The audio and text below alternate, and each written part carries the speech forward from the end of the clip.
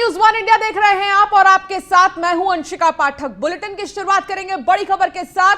Justice BS Chauhan जांच आयोग ने कानपुर के बहुचर्चित बिकरू कांड में कुख्यात विकास दुबे की मुठभेड़ में पुलिस को क्लीन चिट दे दी है। जांच आयोग ने गुरुवार को विधानसभा में अपनी रिपोर्ट पेश कर दी। आयोग की तरफ से पुलिस के पक्ष में और घटना से संबंधित साक्ष्यों का खंडन किसी ने नहीं किया। विकास दुबे की पत्नी ऋचा दुबे ने पुलिस एनकाउंटर को फर्जी बताते हुए एफिडेविट तो दिया था, लेकिन वो भी आयोग के सामने उपस्थित नहीं हुई।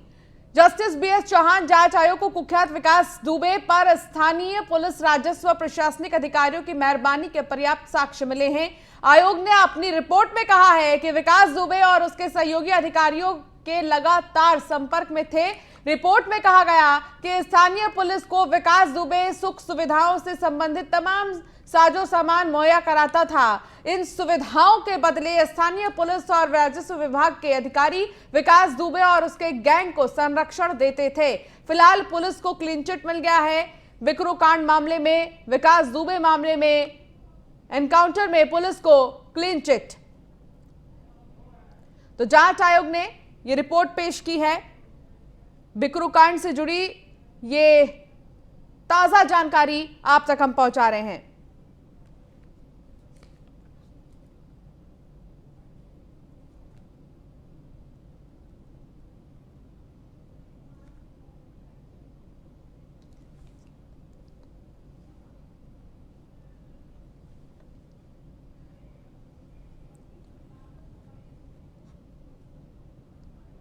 तो आपको हम बता रहे हैं, जानकारी दे रहे हैं, विकास दुबे एनकाउंटर में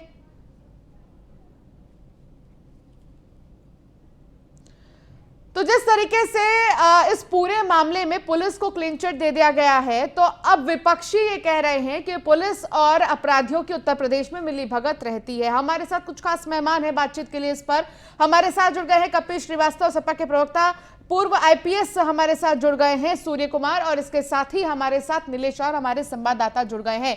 सबसे पहले तो इस पूरे मामले पर मैं एक रिएक्शन लेना चाहूंगी सूर्य कुमार आपसे। आप क्या कहेंगे, पुलिस को इसमें क्लीन चिट दे दिया गया है?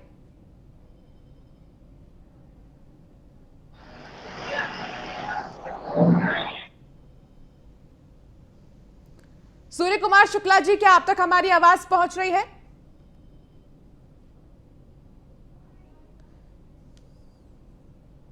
बताऊं मैं अपनी टिप्पणी इस विषय में।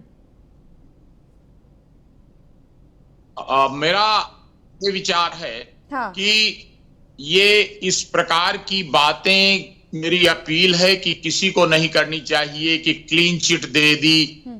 पुलिस पूरी जनता की सेवा और सुरक्षा के लिए एक सबसे जिम्मेदार संस्था है। इसलिए अगर पुलिस ने कोई बात कही है कि कोई ऐसा अपराधी जिसने 8 पुलिस कर्मियों की उसके नेतृत्व में गोलियां चलाकर उनकी हत्या कर दी गई, और उसमें भी अगर इस प्रकार की बात हो तो ये संस्था अच्छी तरह से जनता की सेवा नहीं कर पाएगी। इसलिए सबको पुलिस पर भरोसा करना चाहिए और सबको इस बात के लिए धन्यवाद देना चाहिए कि अगर कोई इस प्रकार का काम करता है तो उसके साथ कानूनी कठोर कार्रवाई होनी ही चाहिए। अगर जांच आयोग ने ये बात लिखी है तो इसमें कोई विवाद की बात नहीं होनी चाहिए। कोई जज साहब ने, उनके कमेटी ने सारे तथ्यों पर विचार करके ये निर्णय दिया है, तो इससे पुलिस पर आम जनता की विश्वसनीयता बढ़ी है। और साथ ही एक भरोसा बढ़ता है कि अगर कोई इस प्रकार का काम करेगा जो पुलिस जनता की रक्षा के लिए, अगर उसी पर कोई हमला करने लगेगा, तो ये मैं सभी अपने साथियों से अपील करूंगा कि ऐसे मामलों में आप प्रशासन का, पुलिस का अगर सब लोग साथ नहीं दोगे तो पुलिस कैसे आपकी अच्छी तरह से रक्षा कर पाएगी। इस पर कोई प्रश्न चिन्ह खड़े करना, ये तो उन लोगों का काम होता है जो अपराधी होते हैं, वो सवाल खड़ा करते हैं ताकि पुलिस की घेराबंदी कर सकें और पुलिस को कमजोर करें ताकि उनका वर्चस्व समाज में चले। गुंडे, माफिया, वो सब ये चाहा करते हैं कि पुलिस की जांच कराओ, पुलिस को परेशान करो ताकि पुलिस अपना काम ना कर पाए, हम लोग अपनी दादागिरी चलावें समाज में। तो ये तो बहुत अच्छी बात है कि जो न्यायिक आयोग ने ये निर्णय दिया कि पुलिस ने अपना काम बखूबी किया है, सही किया है। ठीक है, हमारे साथ हरीश चंद्र श्रीवास्तव भी जुड़ गए हैं, भारतीय जनता पार्टी के प्रवक्ता। लेकिन क्योंकि सूर्य कुमार शुक्ला जी आप कह रहे थे कि जो लोग सवाल खड़े कर रहे हैं उनको सवाल नहीं करने चाहिए, तो हम उन्हीं से पूछ लेते हैं। कपिल श्रीवास्तव जी, समाजवादी पार्टी का ये कहना है कि जो क्लीन चिट दिया गया है पुलिस को, इसमें कहीं ना कहीं पुलिस और अपराधी हमेशा से ही उत्तर प्रदेश में मिले रहे हैं। ये तमाम बयान सामने आए हैं समाजवादी पार्टी के। आप क्या कहेंगे अगर क्लीन चिट दे दिया गया है तो? इस चीज की नहीं कि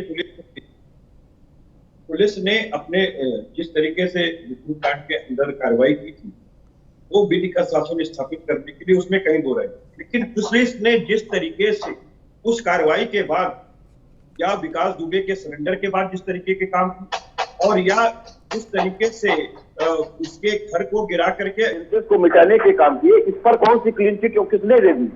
भाई मुझे तत्ववार जानकारी दे दीजिए।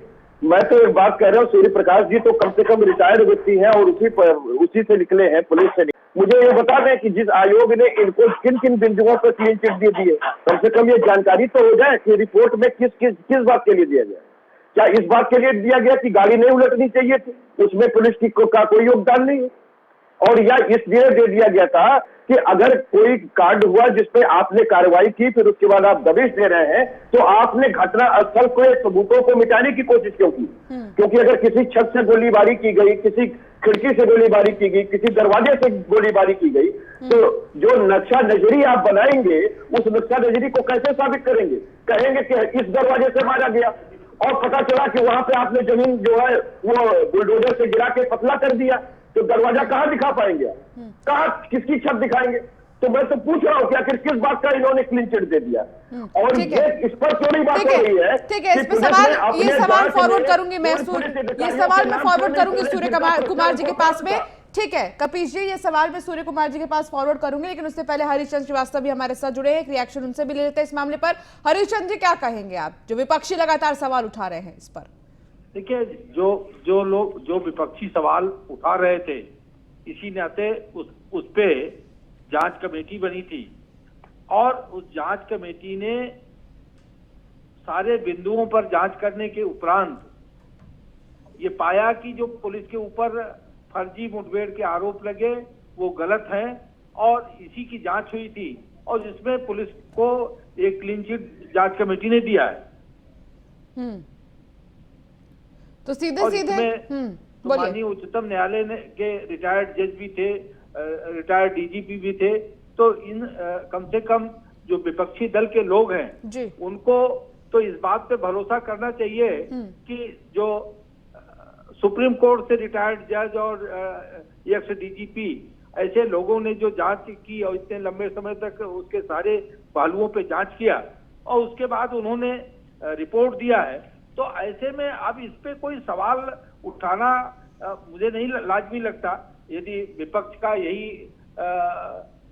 एक रवैया बन गया है कि हर चीज पे सवाल खड़े करना, तो उसको तो मैं कुछ कह नहीं सकता, लेकिन मुझे लगता है कि जांच रिपोर्ट आने के बाद विपक्षियों को जो इन्होंने आरोप लगाए थे पुलिस पर, उसको वापस लेना चाहिए। कपिश जी, हरीश जी, क्योंकि मैं एक अधिवक्ता भी हूँ इसलिए आपसे कुछ पॉइंटवार चीजें पूछना चाहता हूँ। ये जो जांच आयोग बैठी थी, किसके अध्यक्षता में बैठी थी और कौन कौन समिति में लोग थे? और दूसरी चीज मैं एक बात जानना ये चाहता हूँ कि किन बिंदुओं को तय किया गया था जांच के लिए, ये आप पहले हमें बताना, फिर हम आपको अपनी बातें। देखिए, सेवानिवृत्त जो न्यायाधीश थे सुप्रीम कोर्ट के PS चौहान साहब, उनके अध्यक्षता में 3 सदस्यीय कमेटी ये नियुक्त हुई थी, जिसमें न्यायमूर्ति शशिकांत अग्रवाल जी और सेवानिवृत्त DGP KL गुप्ता जी बतौर सदस्य शामिल हुए थे और उन्होंने इसमें जो 7 बिंदु थे उन सारे बिंदुओं पर अपनी जांच, एक विस्तृत जांच जो SIT बनी थी वो विस्तृत जांच किया था। वही बात बिंदु सूर्य कुमार जी, ये भी कहना है विपक्षियों का कि अगर ये सारा कांड हुआ ही था तो पुलिस ने सबूत क्यों मिटाए? पुलिस की कार्यशैली पर भी अब सवाल खड़े हो रहे हैं। देखिए, जहां तक इस घटना का विस्तृत विवरण अब तो जो DS चौहान साहब की जो न्यायिक जांच आयोग जो था उसने भी समीक्षा कर ली है। अगर किसी चाहे वो पुलिस का आदमी हो या कोई भी हो, अगर उसने कोई तफ्तीश के दौरान गलती की है, अगर कोई लापरवाही की है, तो उसकी भी एक निर्धारित प्रक्रिया बनी होती है। ऐसा तो है नहीं कि पुलिस विभाग कोई निर्देश जारी करता है कि तफ्तीश ठीक या तुम गड़बड़ कर दो, इस तरह तो कहता नहीं। अब अगर कोई पुलिस अधिकारी या पुलिस कर्मचारी उसमें कहीं कोई गलती किया होगा तो उसकी भी समीक्षा हुई है और पुलिस ने भी अपनी तफ्तीश की है, तो उन बिंदुओं पर संबंधित पुलिस कर्मियों पर कार्रवाई हो जाएगी।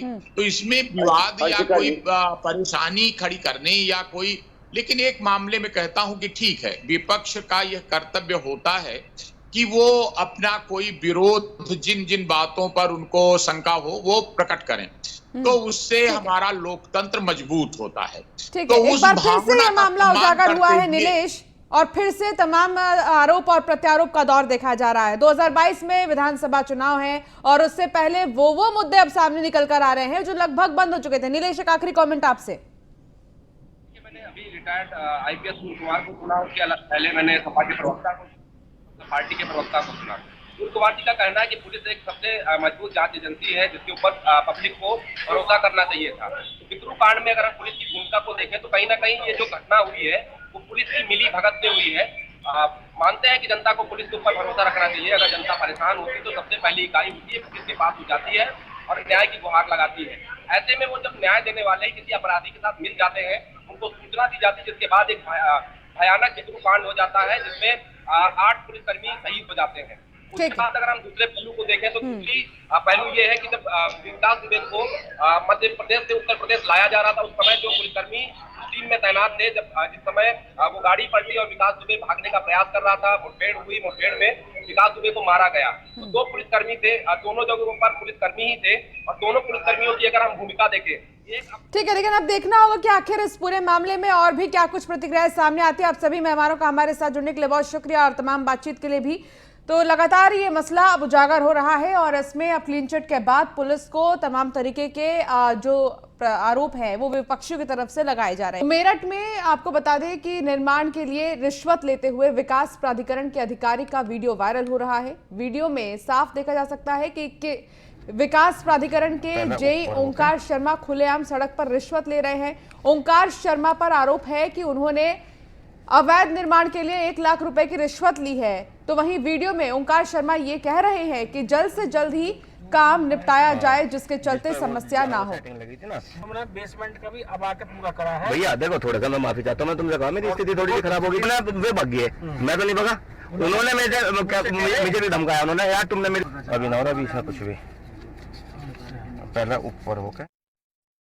मेरठ विकास प्राधिकरण के अधिकारियों पर नहीं लग रही है लगाम, लगातार भ्रष्टाचार बढ़ा रहे हैं और देखा जाए तो कहीं ना कहीं घूस लेते हुए नजर आ रहे हैं। वहीं अगर बात की जाए उच्च अधिकारियों की, वीसी से अगर बात की जाए तो कहीं ना कहीं वीसी भी इस मामले में बचते हुए नजर आ रहे हैं। काफी तेजी से एक वीडियो वायरल हो रहा है जिसमें मेरठ विकास प्राधिकरण के जेई ओमकार शर्मा का नाम सामने आया है और उसमें घूस लेते हुए साफ नजर आ रहे हैं। गाड़ी में बैठ करके किस तरह से अवैध निर्माण के लिए यहाँ पर घूस दी जाती है और अधिकारी आराम से लेकर के शांति से वहां से आते हैं। वहां के लोगों से बात की जाती है तो लोग बताते हैं कि कहीं ना कहीं जो अधिकारी हैं नीचे से लेवल के ऊपर लेवल तक पैसा पहुंचाया जाता है, जिसके चलते कभी भी कोई कार्रवाई नहीं होती है। मेरठ के अंदर लगातार अगर बात की जाए अवैध निर्माण की तो हर रोज एक शिकायत नई सामने आती है, लेकिन उसके बावजूद भी यहाँ पर कोई कार्रवाई नहीं होती है और जिसके चलते जो जेई है ओमकार शर्मा घूस लेते हुए नजर आ रहे हैं, लेकिन उसके बाद भी उन पर कोई कार्रवाई नहीं होती है। वीडियो काफी तेजी से मेरठ के अंदर वायरल हो रही है जिसके चलते उच्च अधिकारी बचते हुए नजर आ रहे हैं। कहीं ना कहीं अगर देखा जाए तो मेरठ के अंदर जिस तरह से अवैध निर्माण बढ़ता जा रहा है, सरकार का सख्त आदेश है भ्रष्टाचारियों पर सख्ती से कार्रवाई करें अधिकारी, लेकिन लगातार देखा जा रहा है कि मेरठ विकास प्राधिकरण के अपराधी जो अधिकारी हैं उन पर कोई कार्रवाई नहीं होती है, जिसके चलते लगातार भ्रष्टाचार बढ़ता जा रहा है। मेरठ विकास प्राधिकरण में हर रोज नए से नए मामले सामने आते हैं और उसी को लेकर अगर बात की जाए तो कहीं ना कहीं जो नए निर्माण है उनको करवाया जाता है अवैध रूप से और पैसे लेकर के। आमतौर पर जो वीडियो है वो वायरल भी होती है, खुले में रोड पर खड़े होकर के पैसे लेते हुए साफ वीडियो में जाहिर हो रहा है कि जो मेरठ विकास प्राधिकरण के जो अधिकारी हैं वो कहीं ना कहीं इतनी लापरवाही कर रहे हैं, जो उच्च अधिकारी इतनी बड़ी लापरवाही कर रहे हैं जिसके चलते जो जनता है उसके लिए एक बड़ी हानि हो सकती है। और चलिए इस बुलेटिन में फिलहाल इतना ही। अब बने रहिए न्यूज़ 1 इंडिया के साथ। नमस्कार।